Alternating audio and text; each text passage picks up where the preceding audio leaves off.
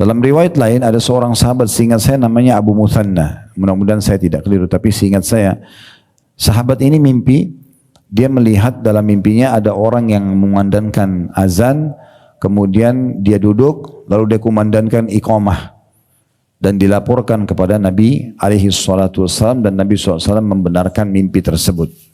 Ya, mimpi tersebut.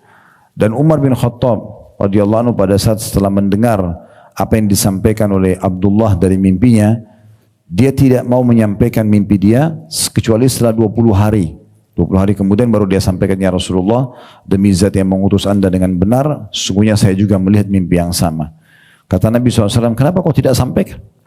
Dia mengatakan, saya khawatir karena Abdullah sudah mendahului saya, nanti saya mengganggu dia. Tapi saya melihat mimpi yang sama. Maka kata Nabi SAW, sungguh mimpi yang baik, dalam riwayat lain, maha suci Allah atas mimpi tersebut. Nah, ini awal disyariatkannya azan tersebut dengan lafaz-lafaz yang sudah kita tahu sekarang. Nah, ini berhubungan dengan masalah riwayat kapan azan itu disyariatkan. Baik, saya akan tambahkan informasi banyak sekali tentang masalah azan ini. Yang pertama mungkin berhubungan dengan masalah hukum-hukum dalam azan itu sendiri. Kita mulai dengan syarat sahnya azan ya. Jadi tadi sudah kita jelaskan, mungkin kita bisa jadikan poin pertama dalam tambahan syarah dari materi kita, yaitu pensyariatan azan itu sendiri. Tadi saya bilang kurang lebih di tahun 2 Hijriah, dari mimpi seorang sahabat bernama Abdullah bin Zaid dan juga Umar bin Khattab dan ajma'in, kemudian Nabi SAW perintahkan agar disampaikan kepada Bilal, dan Bilal mulai mengumandangkan azan di saat itu. Nah, kita masuk kepada hukum fikih dulu. Syarat poin yang kedua dari tambahan bahasan kita, syarat syahnya azan itu. Jadi ada beberapa syarat sah yang harus difahami, tanpa ini tidak sah azan itu. Yang pertama, Islam. Berarti yang jadi muadzin harus seorang muslim. Yang kedua, berakal, bukan orang gila. Yang ketiga, tamiz. Tamiz ini sudah bisa membedakan ya, mana baik mana buruk. Biasanya ini umur 7 tahunan. 7 tahun itu dianggap sudah bisa masuk dalam umur tamiz. Ya. Berarti menandakan di sini bukan balik ya. Sebelum balik pun boleh azan. Kemudian yang keempat, laki-laki. Ya. Jadi perempuan tidak disyariatkan untuk itu ya. Dan tidak boleh wanita azan untuk laki-laki. Sebagaimana tidak boleh wanita mengimami laki-laki dalam sholat. Ya. Yang kelima, mengeraskan suara. Harus suaranya lantang. Jadi masuk dalam masalah ini tidak dianjurkan orang kalau suaranya kecil, walaupun ada pengeras suara. Kemudian yang keenam, sudah masuk waktu sholat. Jadi kalau azan selain waktu sholat berarti tidak dianggap sah azan untuk sholatnya. Yang ketujuh, mengetahui waktu-waktu sholat. Jadi yang keenam, masuk waktu sholat per satu sholatnya. Kayak subuh masuk waktunya baru azan, duhur juga begitu dan seterusnya. Di poin ketujuh ini lebih luas lagi, mengetahui semua waktu sholat itu. Yang kedelapan, azan itu harus diucapkan secara berurut. Seperti lafadznya itu, jadi nggak boleh ditukar-tukar. Kemudian yang kesembilan, diucapkan secara berkesinambungan. Jadi selain berurut, misalnya Allahu Akbar, Allahu Akbar, Allahu Akbar, Allahu Akbar, asyhadu an la ilaha illallah, asyhadu an la, itu berurut. Kemudian yang kesembilan ini berkesinambungan atau muwalah. Maksudnya tidak boleh orang muadzin setelah Allah Akbar dia pergi minum dulu. Ya. Dia harus berkesinambungan, langsung continue. Ya, melanjutkan. Ini syarat sahnya azan, ada 9 kurang lebih. Kemudian ada sunnah-sunnah azan. Yang pertama, berdiri, lagi azan sambil berdiri. Ini sunnah. Kemudian menghadap kiblat, itu yang kedua. Yang ketiga, dalam keadaan suci, berwudu ya. Dalam pendapat sebagian ulama, kalau tidak suci, misalnya belum wudu, itu makruh, bukan haram. Tetapi tetap dianjurkan muadzinnya ya, dalam keadaan suci. Yang tidak dianjurkan sama sekali, apalagi kalau dalam keadaan junub, itu nggak boleh. Karena azan masuk masjid ini tidak dianjurkan ya. Tapi kalau dia belum wudu, boleh nggak dia azan habis itu dia wudu? Ini masih ada yang membolehkan karena hukumnya makruh. Tapi lebih baik dia dalam keadaan suci. Yang keempat, sunnah ya. Kalau tadi syarat sahnya adalah tamiz, membedakan mana baik, mana benar, bisa membedakan jenis kelamin laki-laki perempuan sekitar 7 tahun. Tapi kalau sunnahnya yang keempat adalah balik. Sebelum balik boleh, asal dia kuasai tadi syarat sahnya sholat itu. Tapi kalau mau lebih sempurna sudah balik.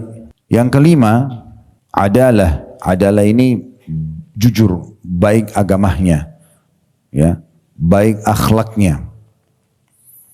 Jadi muadzin itu nggak boleh pemabuk, nggak boleh orang sembahyang. Muadzin ini pilihan.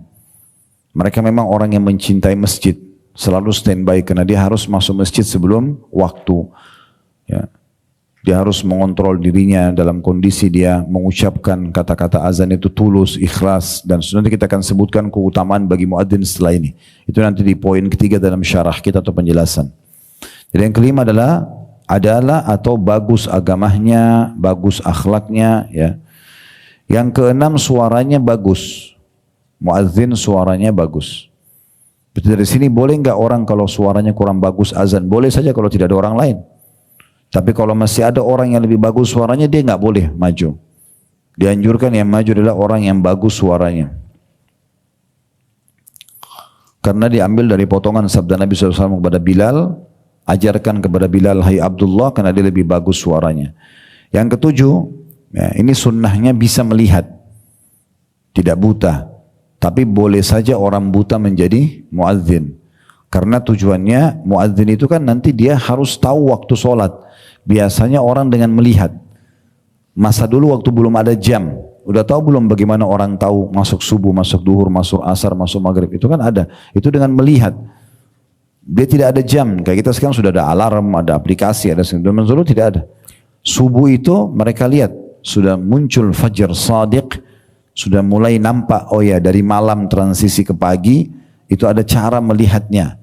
Nah, masa dulu orang tahu ini sudah masuk subuh. Ya. Kemudian duhur itu pada saat bayangan orang kalau ditancapkan, kalau dia berdiri di bawah matahari, itu bayangannya sama sejajar sama dia dan sedikit sudah ada cenderung. Ya. Asar bayangannya sudah tidak nampak. Maghrib kabut awan merah, ya. Isya hilangnya awan merah. Nah, seperti itu. Nah, ini kan biasanya orang harus bisa lihat. Tapi kalau dia buta, kalau di masa sekarang kita tidak ada masalah, karena masa kita sekarang banyak sekali pemberi peringat, ya, alarm di jam, alarm di handphone, maka boleh saja.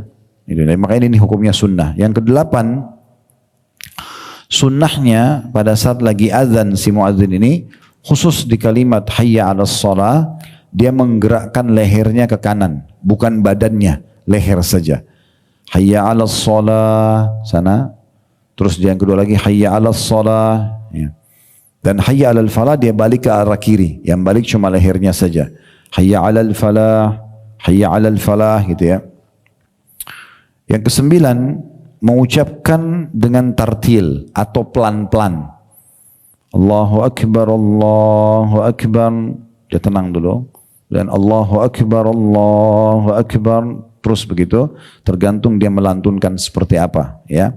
Tapi dia mengucapkan dengan tartil. Pernah dengarkan membaca Al-Quran dengan tartil? Nah, perlahan-lahan. Tidak tergesa-gesa. Kemudian yang ke-10, melakukan tarji'. Tarji' itu maksudnya mengulangi kalimat syahadat sebanyak 2 kali. Asyhadu an la ilaha illallah, ya. Dan diulangi lagi asyhadu an la ilaha illallah. Nah, itu namanya tarji'. Dan disunnahkan yang pertama lirih, lebih kecil sedikit, yang kedua lebih jahar, lebih keras. Itu sunnahnya. Kemudian yang ke-11, mengucapkan tathwib khusus di azan subuh. Apa itu tathwib? Mengucapkan as-salatu khairum minan naum. Salat lebih baik daripada tidur. Nah, itu khusus subuh saja. Istilah dalam hadis tathwib, ya.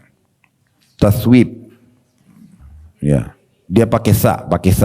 Kalau bahasa Arab itu ta, sa, ya. Ya, ba, tathwib. maaf, waw, ya, ya, ba. Udah kalau susah ucapkan as-salatu khairu minan naum. Nah, as-salatu khairu minan naum diucapkan setelah kata-kata hayya 'alas shalah dan hayya 'alal falah, ya. Itu khusus subuh. Kemudian yang ke-12 disunnahkan khusus azan subuh itu ada 2 muazzin. Khusus azan subuh 2 muazzin. Kalau azan duhur, asar, maghrib, isya 1 orang cukup. Ini yang dicontohkan oleh baginda Nabi alaihi salatu wassalam.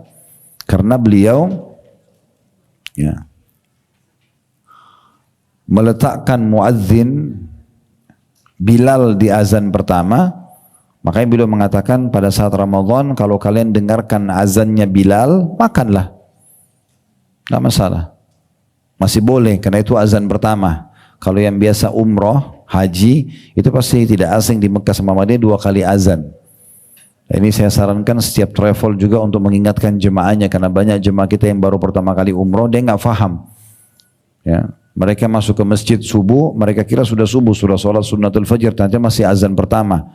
Jaraknya itu lumayan, bisa 45 menit, ya, sampai 50 menit. Nah, jadi azan pertama masih bisa kita sholat tahajud. Azan kedua baru masuk subuh. Nah, perbedaannya, kalau di azan pertama tidak ada as-salatu khairum minan naum. Azan kedua, kalau sudah subuh ada as-salatu khairum minan naum. Kemudian, khusus Jumat, ada pendapat yang mengatakan boleh azan 2 kali. Tapi yang lebih tepat sesuai dengan sunnah azannya sekali. Kalau yang azan sekali itu berpegang pada contoh dari Nabi SAW, Abu Bakar, Umar dan juga Ali. Ini semua di Jumat azannya cuma sekali. Khatibnya naik di atas mimbar, ngucapin salam, muazzinnya azan. Di zamannya Utsman bin Affan sempat terjadi azan Jumat 2 kali. Dan ini ada sebabnya waktu itu. Karena penduduk Madinah itu sudah mulai melebar ke pinggiran kota Madinah sampai namanya Wadi Aqiq. Wadi Aqiq ini kalau kita ukur kilometernya dari Masjid Nabawi kurang lebih 7 kilometer. Cukup jauh. 7 kilometer. Nah, jarak yang jauh ini, 7 kilometer ini membuat orang di masa dulu karena tidak ada pengeras suara, di hari Jumat karena Utsman bin Affan radhiyallahu anhu khawatir muslimin yang jauh tidak sempat ke masjid karena tidak tahu waktu sudah masuk atau tidak, maka beliau menetapkan 2 kali azan untuk Jumat. Jaraknya mirip dengan subuh. Antara azan yang pertama sama azan kedua lumayan jaraknya. Supaya orang-orang yang lagi bekerja, masih di kebun kurmanya, ya masih di aktivitasnya, mereka bisa siap-siap, dianjurkan dan diwajibkan. Ini kita jelaskan pada pertemuan yang kemarin ya, yang pekan lalu, itu kalau laki-laki wajib mandi Jumat, terutama yang sudah balik. Nah, ini mereka bisa siap-siap, kemudian baru masuk ke waktu Jumat di azan yang kedua. Kemudian yang ke-13, ya, dianjurkan yang mendengarkan azan untuk insat, diam. Ya, kalau azan dikumandangkan, diam. Dan ijabah, menjawab ucapan muadzin. Ya, karena Nabi SAW mengatakan, kalau kalian dengarkan muadzin, ucapkanlah apa yang dia ucapkan. Jadi pada saat itu kita fokus, dengarin lantunan dia, Allahu Akbar, kita dengar. Lalu kita ulang juga, Allahu Akbar. Begitu terus ya. Jadi kita fokus, tidak ada aktivitas lain pada saat dengarin azan, kecuali kita menjawabnya. Ya, nanti akan kita sebutkan keutamaan setelah ini, apa yang didapatkan bagi muazzin dan juga bagi orang yang menjawabnya. Kemudian yang ke-14, ya, itu anjuran untuk mengucapkan 2 kalimat syahadat yang tadi kita pelajari. Hadisnya tadi kan, siapa yang mendengarkan muazzin kemudian dia mengatakan asyhadu an la ilaha illallah wahdahu la syarikalah wa asyhadu anna muhammadan abduhu wa rasuluh raditu billahi rabba wa bi muhammadir rasul wa bil islami dina. Diperhatikan lafadznya di situ ya. Jadi di sini dimulai dengan raditu billahi rabba, kemudian wa bi muhammadir rasula, baru wa bil islami dina. Jadi ridho Allah dulu sebagai Tuhan, Nabi Muhammad SAW sebagai utusan, baru agama Islam sebagai agama. Kalau zikir pagi petang itu Islam dulu baru Nabi Muhammad. Raditu billahi rabba wa bil islamin wa Muhammadin sallallahu alaihi wasallam nabiyyan wa rasul, itu zikir pagi petang. Kalau zikir azan itu Nabi Muhammad SAW dulu baru agama Islam. Ya, bisa ditangkap ini ya? Ya, jadi dibuat perbedaannya karena itu tidak bisa disamakan sesuai dengan lafaz yang diajarkan oleh Nabi SAW. Nah ini yang ke-14, kita baca apa yang kita pelajari tadi, itu sunnahnya. Dan sebagian ulama mengatakan 2 kalimat syahadat ini yang bisa keutamanya diampuni dosa-dosa yang kata Nabi SAW tadi dalam hadis ya. Coba dibuka kembali, saya bacakan kembali ya di halaman 74 tadi. Saya langsung baca terjemahannya. Kata Nabi SAW, barang siapa tak kala mendengarkan muazzin mengumandangkan azan lalu dia mengucapkan asyhadu an la ilaha illallah wahdahu la syarika la wa anna muhammadan abduhu wa rasuluh, saya bersaksi tidak ada yang berhak diibadahi atau disembah kecuali Allah dan bahwa saya Muhammad adalah hamba juga utusan Allah. Lalu raditu billahi robba, aku ridha Allah sebagai Tuhan atau Rabb, wa bi Muhammadir rasulah, dan Nabi Muhammad atau Muhammad SAW sebagai Nabi, Nabiku ya, wabil Islam ini dan Islam sebagai agamaku, ini saya akan diampuni dosa-dosanya yang lalu. Nah ini yang ke-14 kita dianjurkan mengucapkan ini. Yang ke-15 dianjurkan untuk membaca salawat kepada Nabi SAW kalau selesai azan. Kalau tadi yang ke-14 itu Bapak Ibu ucapkan di saat muadzin ucapkan syahadat juga. Jadi di saat muadzin bilang asyhadu an la ilaha illallah atau di saat dia mengatakan asyhadu anna muhammadar rasulullah, maka kita mengatakan asyhadu an la ilaha illallah wahdahu la syarikalah wa anna muhammadan abduhu wa rasuluh raditu billahi robba wa bi muhammadir rasul bil islami dina. Dan di saat itu kita dapat pengampunan dosa karena kita mengucapkan syahadat juga bersama dengan muadzin. Kemudian yang ke-15 membaca salawat kepada Nabi SAW ini selepas azan. Karena kata Nabi SAW dalam sebuah hadis yang sahih, kalau kalian mendengarkan muadzin ucapkan apa yang diucapkan, lalu bacalah salawat kepadaku. Karena siapa yang membaca salawat kepadaku, maka dia akan dibalas oleh Allah dengan 10 salam. Ya. Kemudian yang ke-16 berdoa. Berdoa selepas azan. Sudah hafal doanya ya? Setelah baca salawat kita baca Allahumma anta rabbi la ilaha illa anta khalaqtani, ya Allahumma rabba hazihi da'wati tamma wassalatil qa'ima ati muhammadanil wasilata wal fadila wa ba'athu maqaman mahmudan alladhi wa'adta innaka la tukhliful mi'ad. Nah setelah itu boleh Bapak Ibu kalau mau sambung dengan doa-doa pribadi. Jadi kita dengarkan muadzin jawab seperti apa yang diucapkan, kecuali di 2 kalimat syahadat ada tambahannya, kita juga syahadat tadi ditambah setelah syahadat raditu billahi robba wa bi Muhammadir rasul bi islami dina. Kemudian juga di kalimat hayya 'alas shalah hayya 'alal falah kita baca la haula wala quwata illa billah. Selepas itu kita baca salawat kepada Nabi SAW, yang paling baik salawat Ibrahim yang kita baca di tahiyat. Allahumma salli ala Muhammadin wa ala ali Muhammad kama sallaita ala Ibrahim wa ala ali Ibrahim innaka Hamidum Majid wa barik ala Muhammadin wa ala ali Muhammad kama barakta ala Ibrahim wa ala ali Ibrahim innaka Hamidum Majid. Baru kita baca Allahumma rabb hadhihi da'wati tamma was salatil qa'imah ati Muhammadan lil wasilata wal fadila wa ba'athu maqaman mahmudan alladhi wa'adta innaka la tukhliful mi'ad. Baru kita masuk ke doa kita pribadi. Misalnya Rabbi ghfirli wali walidayya atau Rabbana atina fid dunya hasanah, apa saja boleh kita sampaikan ya, doa-doa yang kita harapkan. Kemudian kalau iqamah, syaratnya iqamah itu yang pertama adalah iqamah itu furoda. Yang maksudnya furoda ini bukan haji furoda ya. Tapi furoda itu maksudnya diucapkan lafadznya sekali saja. Kan kalau azan 2 kali. Jadi kalau misalnya Allah Akbar, Allahu Akbar, Allah Akbar, Allah Akbar itu kan azan. Kalau iqamah Allah Akbar, Allahu Akbar. Langsung. Asyhadu an la ilaha illallah. Asyhadu anna Muhammadar Rasulullah, satu kali saja. Kemudian yang kedua, iqamah itu juga syaratnya adalah isra atau mempercepat ucapannya. Kalau tadi azan tartil, ya enggak? Pelan-pelan ya. Ini ditangkap kan, ini jangan cuma nunduk nulis tapi enggak tahu. Hah? Jadi kalau azan tartil dibaca pelan-pelan. Kalau iqamah apa bahasa Arabnya? Oh, alhamdulillah. Walaupun 2-3 orang mewakili bagi saya sudah cukup. Baik, yang ketiga, iqamah itu diulang setiap kali mau sholat wajib. Jadi misalnya ada orang musafir, dia mau sholat duhur asar, iqamah dulu baru sholat duhur, kemudian pada saat mau sholat asar iqamah lagi. Azan cuma satu kali. Kalau iqamah dikerjakan setiap kali mau mendirikan sholat. Kalau azan juga itu mewakili umumnya muslimin.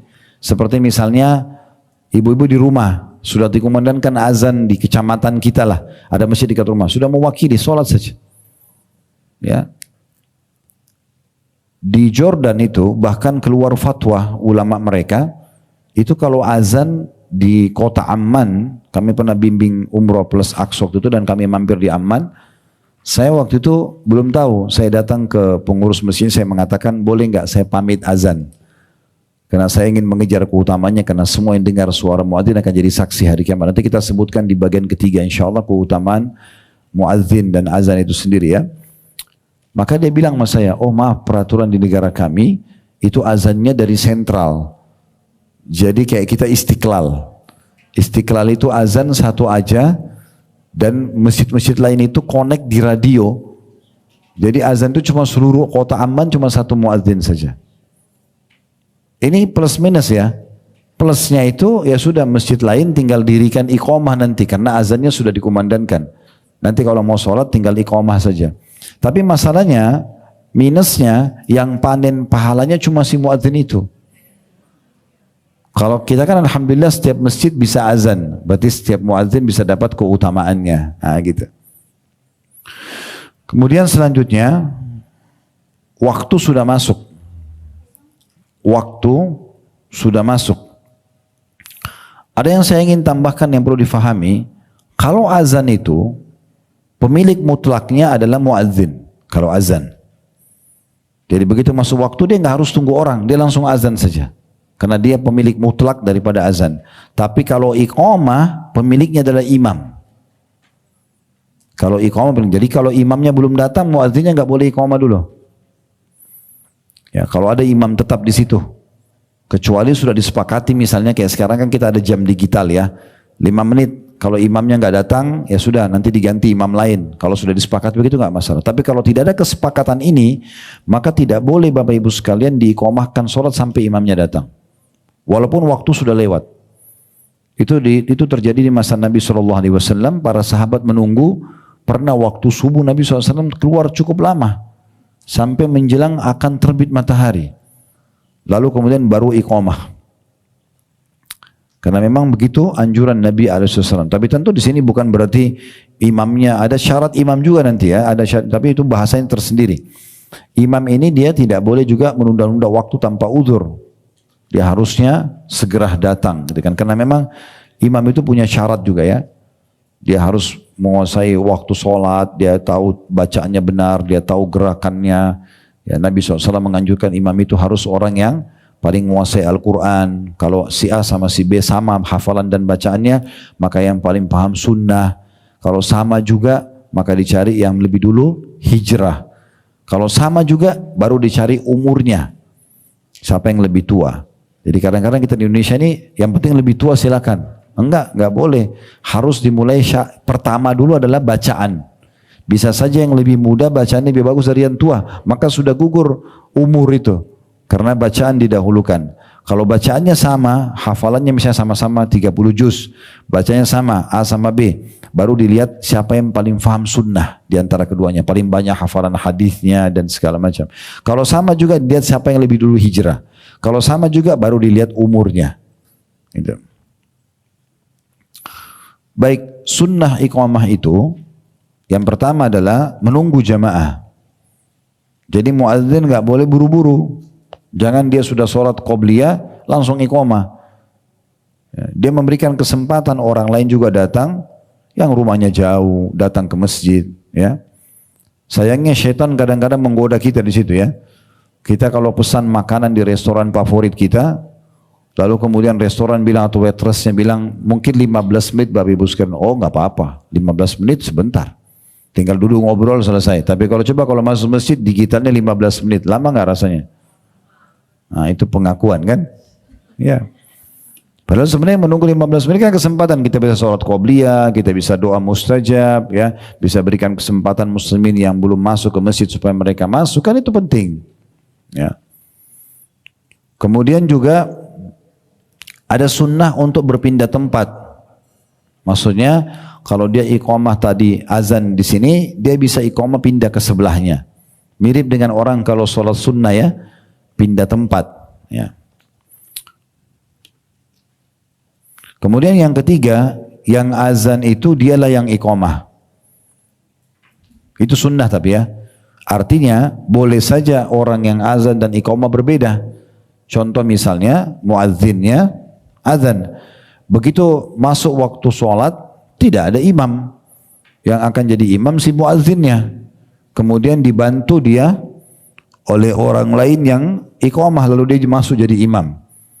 Dan pendapat umumnya ulama juga dibolehkan seorang itu kalau tidak ada yang layak jadi imam, maka yang azan karena dia orang yang paling pantas, gitu kan? Misalnya bacaannya memang bagus, dia pantas jadi imam, maka dia azan, dia iqamah, dia jadi imam juga. Tapi di saat memang tidak ada imam, ini sering terjadi di Saudi ya. Kalau di Saudi itu biasanya selain Masjid Haram, Masjid Nabawi, kalau kita lagi di luar, di pemukiman masyarakat Madinah dan Mekah itu sering kali terjadi. Jadi saya berapa kali temukan begitu. Jadi dia yang azan, dia yang iqamah, ditugaskan oleh pemerintah Saudi, kemudian dia juga jadi imam. Ditentukan sekaligus. Ya. Itu tidak ada masalah. Kemudian yang keempat, meninggikan suara ya di saat iqamah, tapi lebih rendah sedikit dari suara pada saat azan. Ini sunnahnya. Kemudian khusus musafir, ya dia boleh kumandangkan iqamah di atas kendaraannya. Kalau masa dulu, ya orang iqamah di atas unta, di atas kuda, ya. Kalau sekarang mungkin orang di pesawat, ya. Kemudian di kereta api misalnya dia tidak bisa turun karena jalan terus misalnya, maka dia iqamah lalu dia sholat. Baik, sekarang kita masuk ke keutamaan ya. Yang tadi saya janjikan, apa saja yang didapatkan dari azan itu. Yang pertama, azan itu pahalanya sangat besar. Baik untuk muadzin atau orang yang menjawab seperti muadzin, sekaligus orang yang segera sholat pada saat itu. Jadi 3 orang ini panen pahala sangat besar. Pelaku azannya sendiri. Karena dia akan panen pahala semua orang yang mengerjakan sholat setelah dia kumandangkan. Sampai di bab khusus fikih ini, ulama merincikan dalam sholat itu siapa yang paling besar pahalanya. Kalau makmum, dia panen pahala dia sendiri. Kecuali dia ajak temannya yang lain untuk sholat, ayo misalnya ada 10 orang temannya ikut ke masjid sama-sama dia, atau sholat sama-sama. Maka dia dapat pahala dia dapat pahala juga teman-teman yang diajak. Itu kalau makmum. Kalau imam, panen pahala semua makmumnya. Karena kan dia yang memimpin. Sementara muazzin, panen pahala semua termasuk imam. Jadi muadzin itu punya keutamaan tersendiri. Karena memang dengan azan dia, orang-orang semua pada mengerjakan sholat. Ya. Begitu juga dengan orang yang menjawab azan itu. Karena dia menjalankan sunnah Nabi SAW. Makanya tadi kan diantara hal yang ditekankan sekali, orang kalau dengarin azan dia insat, dengar, diam. Dan ijabah, menjawab muadzin. Fokus di saat itu. Dan jangan sia-siakan ya, usahakan setiap kali Bapak Ibu dengarkan azan, dengarkan, ikuti supaya dapat pahala karena ini pahalanya besar.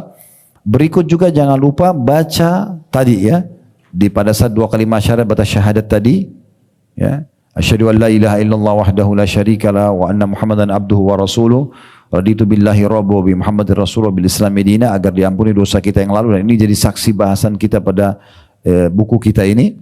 Kemudian juga di hayya 'alas shalah hayya 'alal falah kita baca la haula wala quwata illa billah. Selepas azan kita baca salawat Ibrahim, Allahumma salli ala Muhammadin wa ala ali Muhammad kama sallaita ala Ibrahim wa ala ali Ibrahim innaka Hamidum Majid sampai akhir. Kemudian baru kita baca Allahumma rabba hadhihi da'wati tamma wassalatil qa'imah ati Muhammadan al-wasilata wal fadilah wa ba'athu maqaman mahmudan alladhi wa'adta innaka la tukhliful mi'ad. Ini tadi belum kita terjemahkan ya.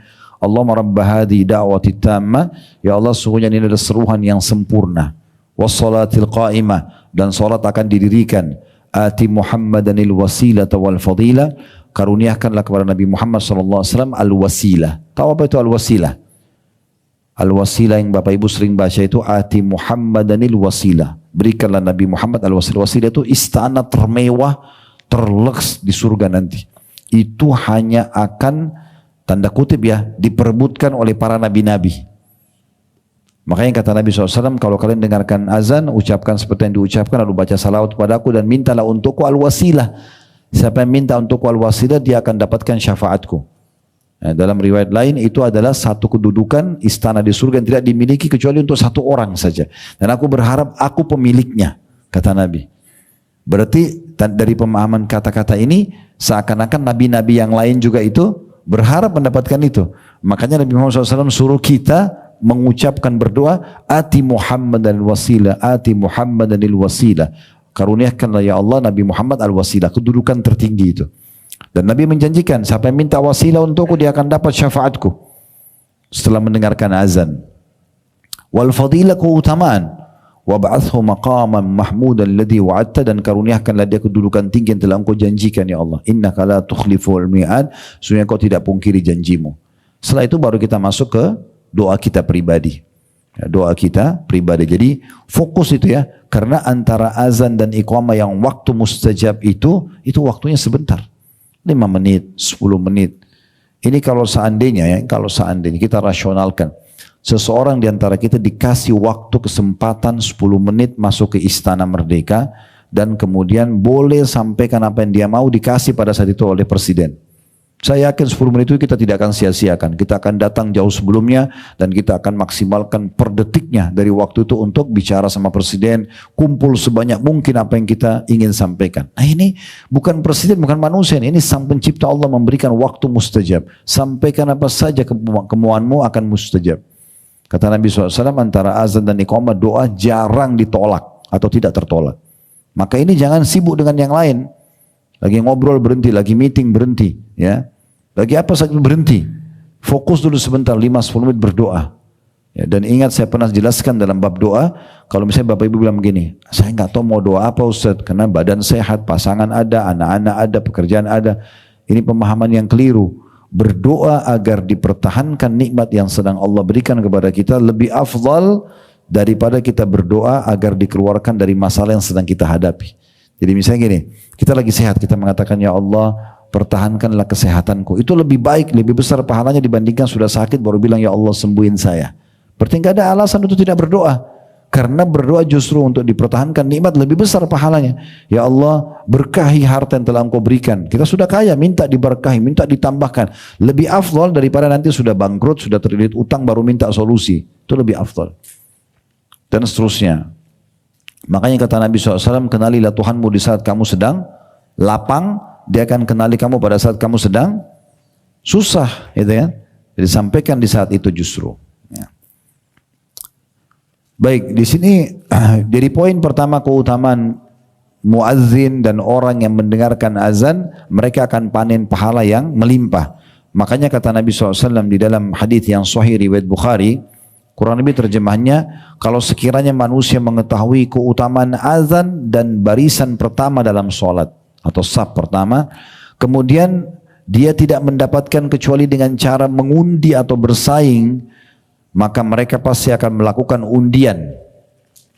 Jika mereka mengetahui keutamaan menyegerakan sholat pada waktunya, mereka akan segera melakukannya. Dan sekiranya mereka mengetahui keutamaan sholat isya dan subuh, pasti mereka akan melaksanakan meskipun harus merangkak. Jadi hadis ini, hadis Bukhari, menjelaskan kepada kita yang pertama, keutamaan orang azan. Jadi muazzin menjawab azan dengan apa yang diucapkan oleh muazzin dan segera sholat di waktu itu. Karena kata Nabi SAW, kalau seandainya manusia tahu apa yang dijanjikan pahala yang besar jadi muazzin, menjawab azan dan segera sholat, kemudian mereka dan juga barisan pertama, saf pertama bagi laki-laki dalam masjid sholat, kemudian mereka tidak bisa mendapatkan kecuali mereka harus saling berundi, bersaing, berebut, maka mereka pasti akan melakukan. Sampai sebagian ulama ada yang mengatakan kalau seandainya saya berada di saf kedua dan saf pertama sudah penuh, ya, dan saya tidak punya pilihan lain kecuali untuk masuk di saf pertama, saya harus membayar seluruh harta yang saya punya di muka bumi ini agar satu orang di saf pertama mundur dan saya gantikan, saya akan bayar.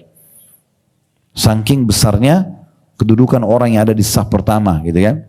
Dan orang yang lebih dulu menjawab azan tadi, segera sholat gitu. Kemudian potongan kedua dari hadis adalah, dan kalau seandainya manusia mengetahui apa yang dijanjikan keutamaan segera sholat, maka mereka akan saling berlumba-lumba. Beda pahalanya orang azan sholat. Waktu yang sama, saya tadi kayak duhur ya, ada orang azan langsung dia ikut sholat. Dia sholat qobliyah, dia sholat on time waktunya, berjamaah misalnya. Beda pahalanya orang yang awal masuk langsung sholat dari takbiratul ihram pertama imam dengan orang yang datang imamnya sudah waladhdallin. Beda. Beda dengan orang yang masbuk 1 rakaat. Beda orang yang masbuk 2 rakaat. Beda yang orang masbuk sampai 4 rakaat. Beda orang jamaah kedua. Beda orang yang kerjakan sholat duhur 1 jam kemudian. Beda pahalanya semua. Makin segera kita kerjakan, maka makin besar pahalanya. Makanya kata Nabi SAW, kalau mereka tahu apa yang dijanjikan disegera mengerjakan sholat begitu selesai azan, selesai nggak ada aktivitas dunia lagi, maka mereka akan segera melakukannya karena besarnya pahalanya. Lalu Nabi SAW sebutkan, dan kalau seandainya mereka mengetahui keutamaan sholat subuh dan sholat isya. Kenapa 2 sholat ini disebutkan? Karena ini waktu tidurnya orang-orang munafik. Ya, mereka suka tidur habis maghrib di masa Nabi SAW sehingga isya mereka nggak pusing masuk waktu atau tidak.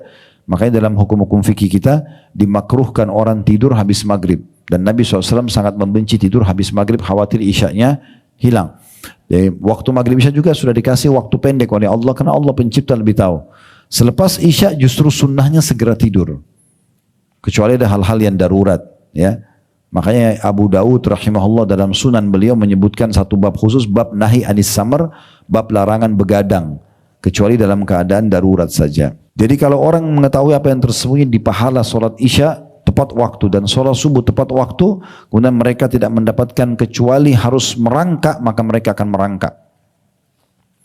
Keutamaan yang kedua, Allah subhanahu wa ta'ala akan mengampuni dosanya para muadzin. Begitu juga orang yang mengikuti ucapan muadzin, diampuni dosanya. Karena kata Nabi SAW dalam hadis riwayat Ahmad dan An-Nasai, terjemahannya, sesungguhnya Allah dan malaikatnya membacakan salawat kepada orang yang berada di saf pertama. Dan bagi muadzin, dia akan diampuni dosanya sepanjang suaranya. Sejauh mana suaranya? Kayak sekarang kan bisa lantang dengan mikrofon, ya. Dan bagi muadzin akan diampuni dosanya sepanjang suaranya, dan kalimat yang dikumandangkan dibenarkan oleh siapa saja yang mendengarkannya, termasuk tumbuhan basah maupun kering, dan baginya pahala orang yang mengikuti sholat bersamanya. Ini keutamaan luar biasa. Jadi sejauh mana suaranya dilantangkan, sejauh itulah Allah ampuni dosanya. Dan siapapun yang mendengarkan ucapan muadzin, baik itu ya tumbuhan basah atau kering, kecuali akan menjadi saksi bagi dia, akan menjadi pahala buat dia, dan dia akan panen pahala siapapun yang mengikuti. Kemudian yang ketiga, para muadzin itu orang-orang yang memang Allah berikan petunjuk. Memang tidak semua orang mau jadi muadzin. Orang yang jadi muadzin itu, kalau ada yang mau jadi muadzin itu betul-betul Allah gerakkan hatinya itu dapat petunjuk, hidayah. Makanya tidak banyak orang jadi muadzin kan. Kami punya muadzin di musola dekat kantor, di masjid kecil yang Allah amanahkan dekat kantor. Itu Masya Allah, saya melihat luar biasa. Artinya dia standby terus sebelum azan, dia udah urus masjid.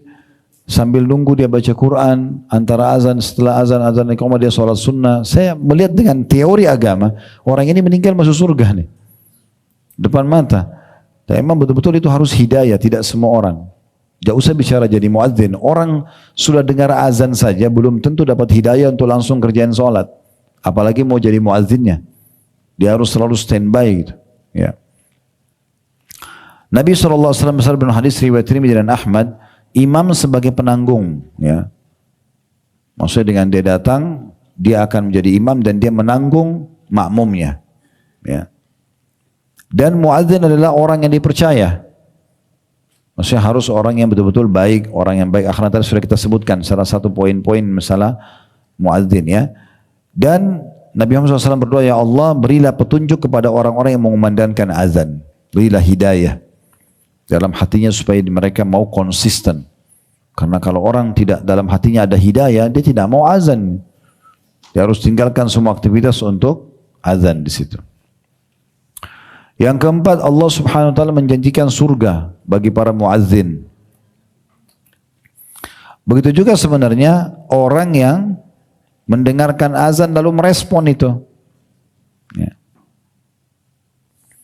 Karena Nabi SAW bersabda dalam sebuah hadis riwayat Ahmad, Abu Daud, An-Nasai, terjemahannya, sungguhnya Allah kagum dengan seseorang yang mengembala kambing di lereng bukit sendirian sama domba-dombanya saja.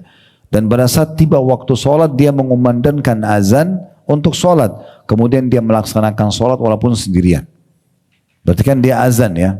Dan dari hadis ini juga diambil hukum tentang dianjurkannya seseorang terutama laki-laki kalau dia mau sholat walaupun sendirian tetap dia usahakan azan. Ya. Dia kumandangkan azan lalu dia sholat, maka Allah Subhanahu wa taala berfirman kepada para malaikat, lihatlah hambaku ini, dia mengumandangkan azan kemudian mendirikan sholat karena takut kepadaku. Sungguh saksikanlah aku telah mengampuni hambaku ini dan aku masukkan dia ke dalam surga. Adalah jaminan bagi orang yang kumandangkan azan dapat jaminan surga. Kalau tentang orang yang menjawab azan adalah hadis Nabi SAW tadi sudah kita sebutkan. Kalau kalian ucapkan, dengarkan muadzin ucapkan yang sama, kemudian bacalah salawat kepadaku, sampai yang salawat satu kali akan dibalas 10 kali, dan mintalah wasilah kepadaku, karena siapa yang meminta wasilah untukku dia akan dapatkan syafaatku. Apa makna syafaat? Pertolongan dari Nabi untuk masuk ke dalam surga. Berarti orang yang menyebutkan ikuti muadzin tapi diikuti dengan syarat baca salawat kepada Nabi SAW dan minta wasilah buat beliau, dapat jaminan juga masuk ke dalam surga. Jadi ini juga poin masih luput dari kita ya. Bapak Ibu saya sarankan ini saran saja. Kalau di dekat rumah Anda ada masjid, ada musola, muadzinnya, imamnya itu biayai. Sponsori mereka. Kita panen pahalanya itu. Jangan sia-sia. Muadzin itu pegang dia, cari tahu di mana rumahnya, berapa anaknya, ibu dan bapak biayai. Nah, gitu. Kalau perlu kasih gaji rutin dia. 2 juta, 3 juta berapa Allah mudahan kasih. Dia makan, dia minum, kuat badannya, setiap dia azan kita panen pahala. Ya. Kalaupun kita sudah meninggal, dia masih hidup, mungkin masih jalan, kan gitu. Itu jangan sia-siakan. Imam masjid juga begitu. Umumnya imam masjid orang tidak mampu. Ada imam-imam yang punya kemampuan, tapi banyak imam yang tidak mampu kan.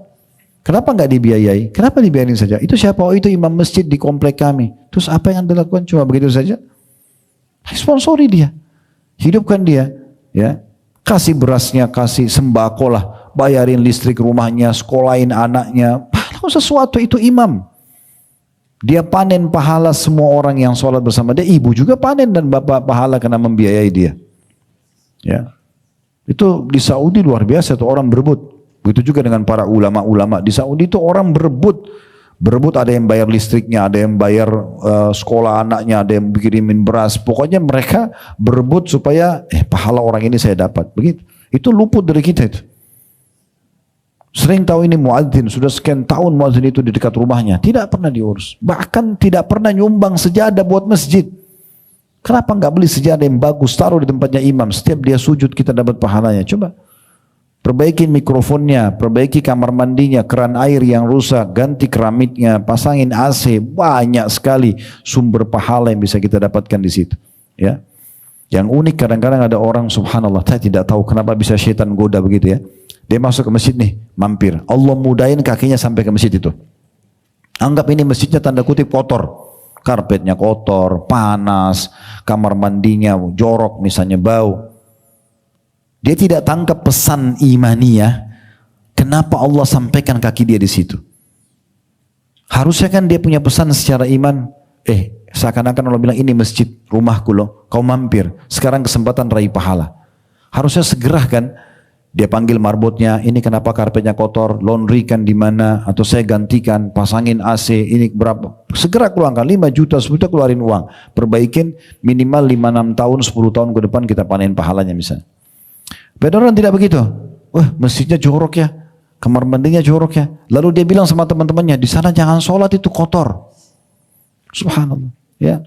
Dia nggak tangkap pesan imanianya kalau dia sebenarnya raih pahala itu, tapi dia malah hina-hina tempat itu.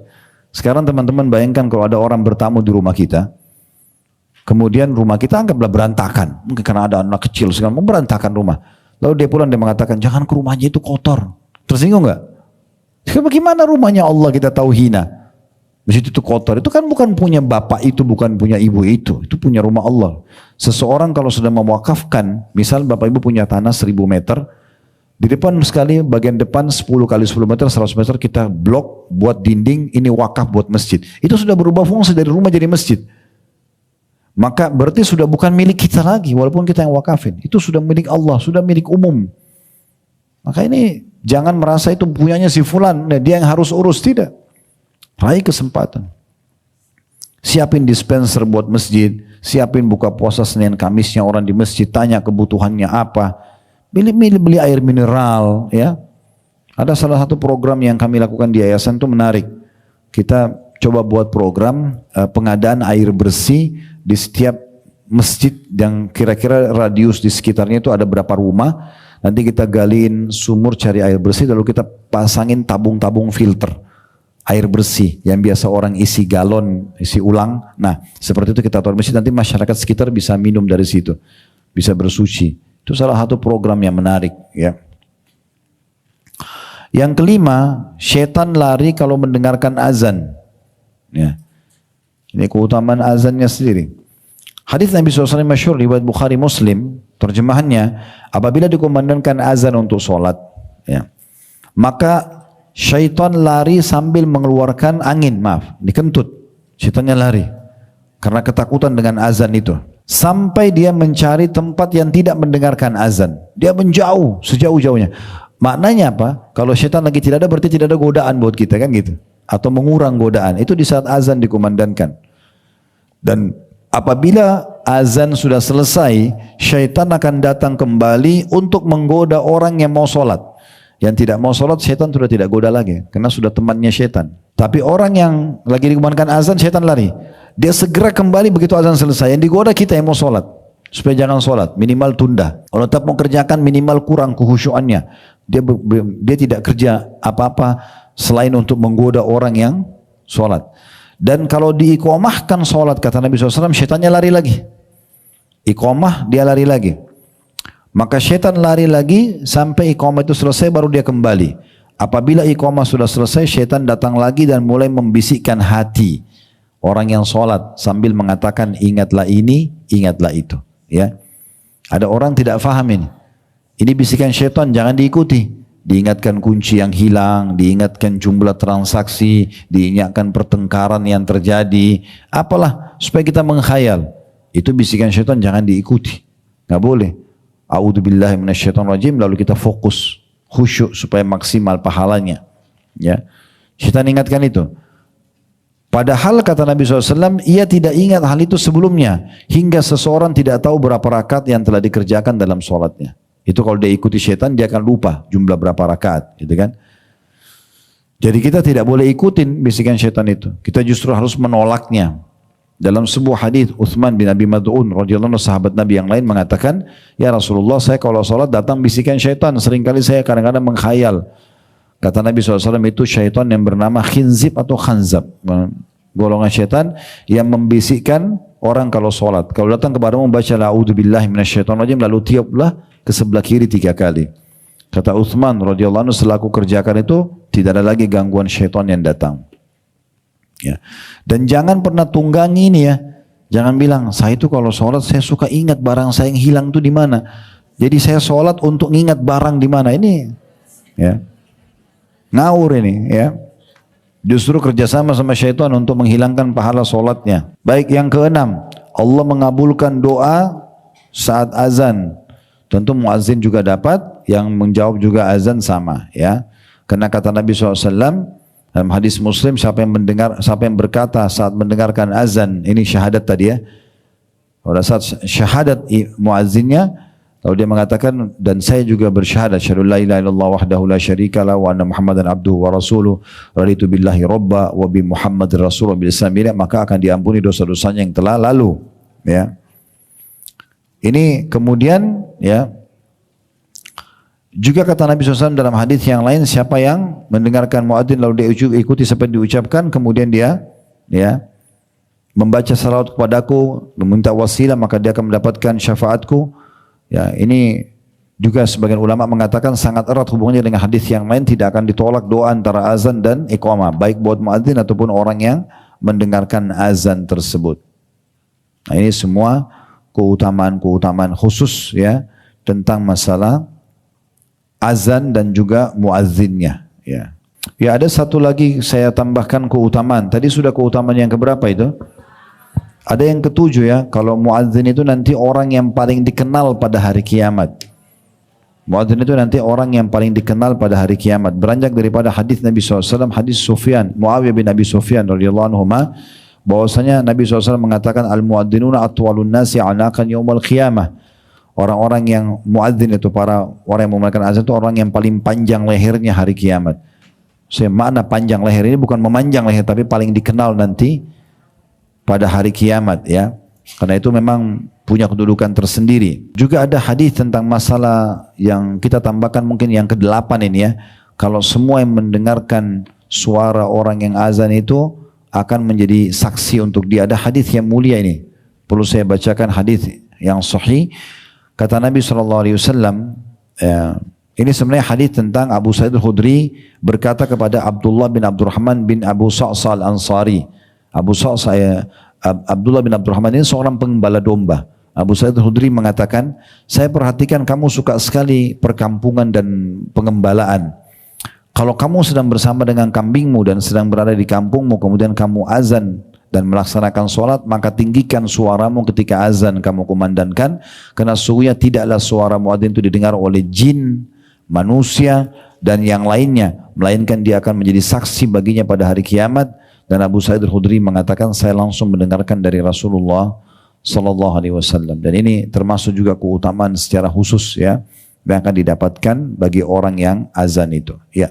Semoga apa kita bahas hari ini bermanfaat buat kita, dan saya kembali mengajak Bapak Ibu sekalian untuk mendukung channel dakwah kita ini dengan tentu tata cara masing-masing di medianya. YouTube itu dengan subscribe, like dan juga loncengnya agar Bapak Ibu dapat notifikasi dari kami. Instagram, Facebook, mungkin yang lainnya lah, ada Telegram, ada apa saja, TikTok, mungkin Anda bisa follow atau tata cara yang dipandu di sana supaya Anda partisipasi bersama kami di pahala, dan dukung semua channel-channel yang menyampaikan dakwah Al-Quran dan Sunnah, menyampaikan agama Islam sesuai dengan firman Allah SWT dalam surah Al-Maidah surah Al-Mu'minun ayat 2, wa ta'awanul birri wat taqwa, saling dukung-mendukung dalam ketakwaan dan kebaikan. Dan kami juga mengajak Bapak Ibu untuk berpartisipasi bersama kami di Yayasan Sedekah Kreatif yang Allah amanahkan di pundak kami, terutama bisa menjadi donatur tetap.